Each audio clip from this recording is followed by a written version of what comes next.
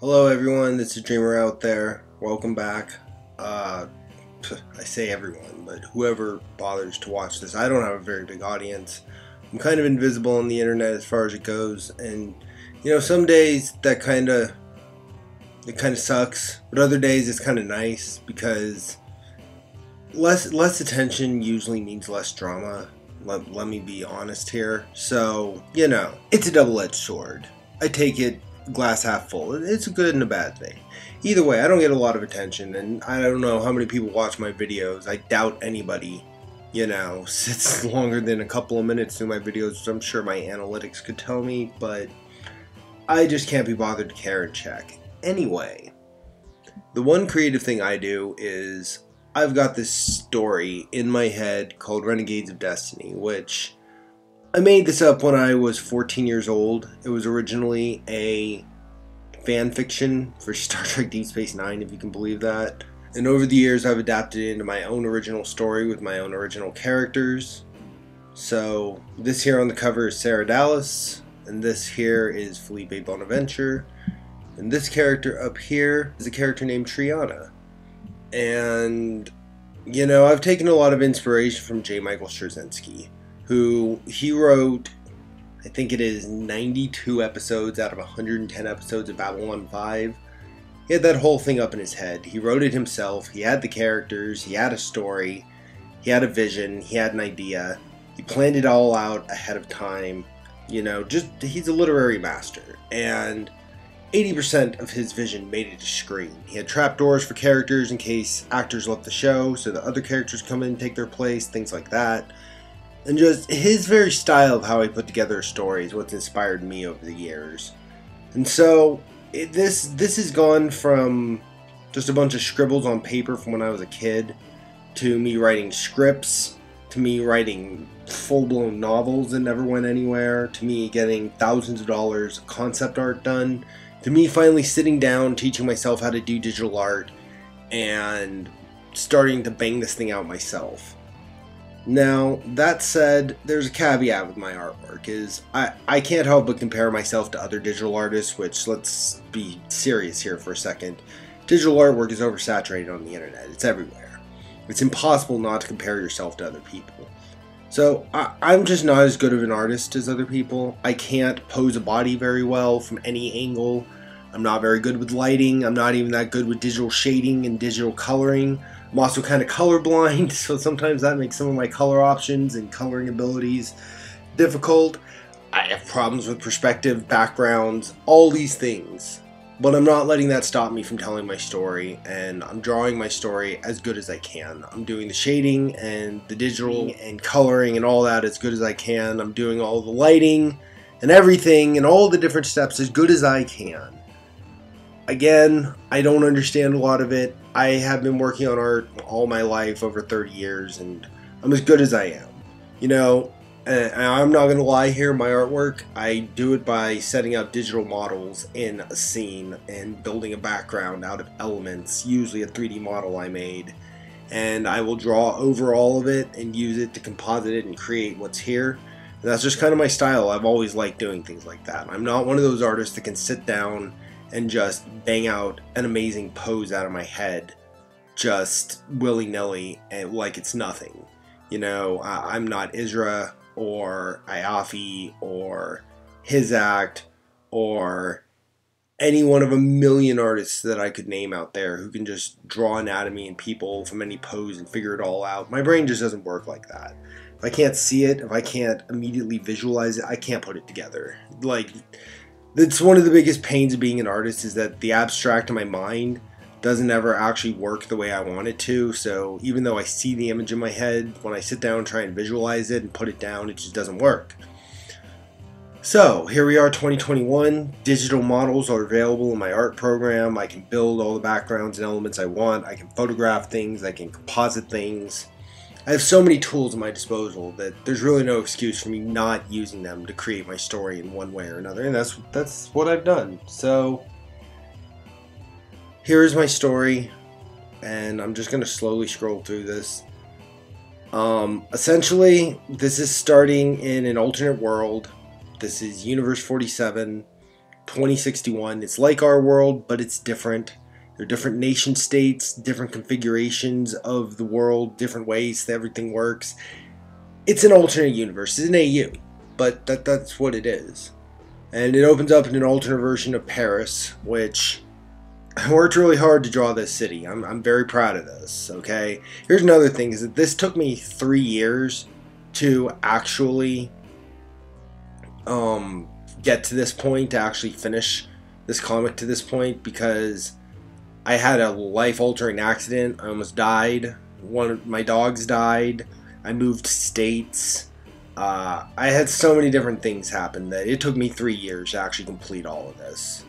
But basically it starts out, it introduces you, we're in Paris, you go to this building, the Griffith, and there is a galleria next door to it, and inside there's a mall, and inside the mall there's a martial arts school, and inside the martial arts school there's a tournament happening. And we basically start this right in the middle of the final match, and Sarahdallas is fighting her now ex-boyfriend Felipe Bonaventure. And there's a story and a set of circumstances how they wound up in this thing against each other, when just a couple of weeks ago they were actually dating 2 other people, a girl named Courtney and a girl named Sybil. And Sarah is a serial polyamorist. She doesn't do monogamy, she doesn't do commitment. So she was dating 4 people, and in the last 2 or 3 weeks it all fell apart, and it led to her actually entering this tournament, which she qualified for, and fighting her way all to the end, and now she's fighting her boyfriend Felipe. And that is what this whole comic is. And if you see here, during the whole thing they've got holographic dragons flying around the walls, so the whole time they got that going on. There are jeers, like things that people are yelling all throughout here that I don't have the words in here right now. You can go to my Deviant Art and read this if you actually want to read the words. But people are yelling stuff at them. That's part of the tournament, is that you got to ignore all the shit that people's yelling at you. You know, because the world's distracting. You're not going to have a distraction-free fight if you ever have to get into a fight. And this is a fight of not only skill, but also perseverance and endurance. The outfits, these gis that they're wearing, have a gel padding inside of it, as well as the gear on their head and their hands and their feet. So in theory, they are protected by a smart outfit, like a smart fabric that is impact cushioning. So they can really go to town on each other, and really only their faces should be the real vulnerable spots.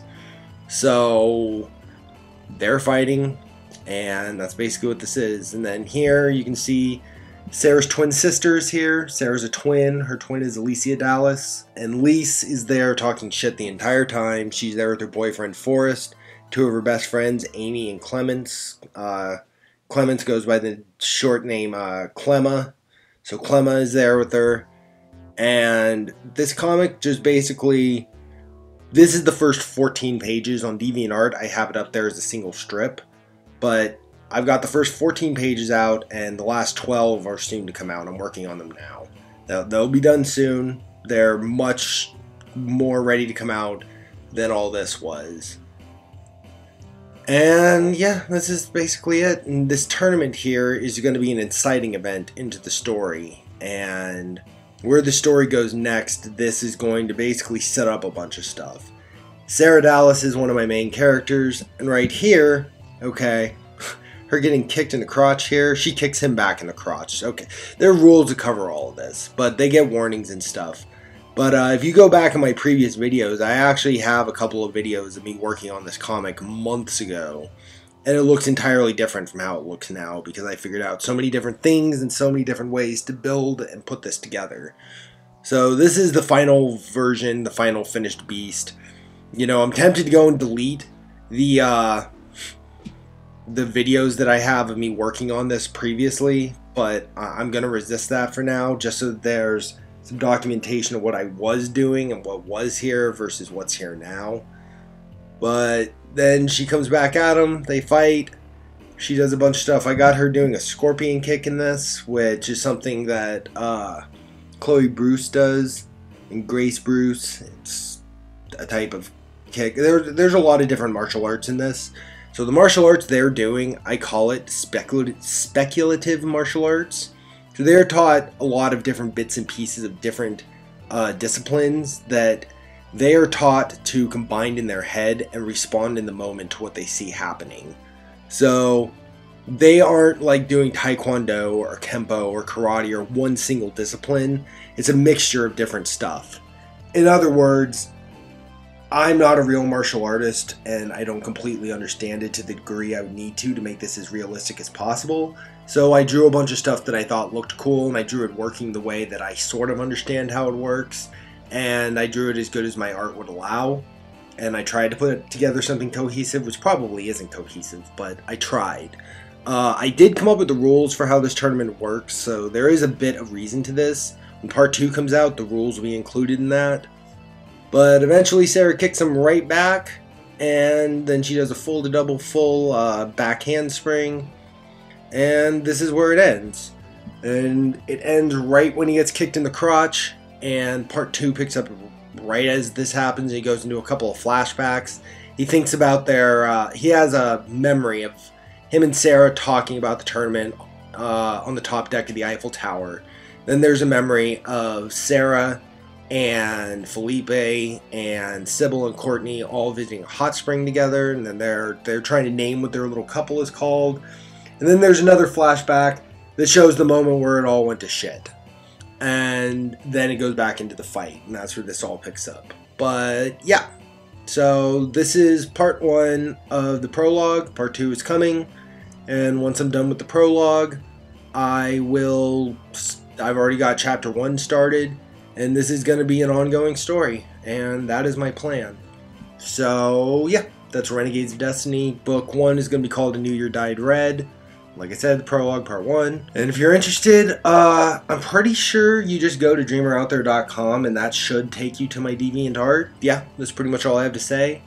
I'm very excited that I've been finally able to put this out, that I finished it, that I have it all ready to go, and I'm able to show it off. I know I'm not the best artist in the world, but give me a chance. I'm trying to tell a story, and I'm trying to do the best I can, and that's all I can really say. I will only improve as time goes on. That's what happens when you do art. The more you do it, the more you improve.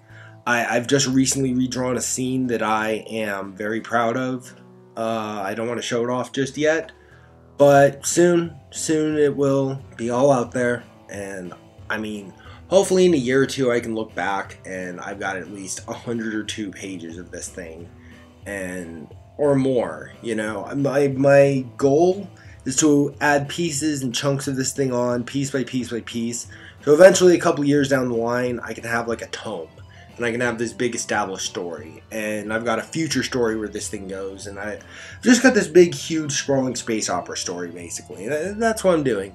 So yes, if this interests you at all, check it out. If not, that's cool too. Like, dislike, interaction helps. If you listen to this whole video, I appreciate it. I hope everyone's doing good. I hope everyone's having a good day. And be well. Thank you.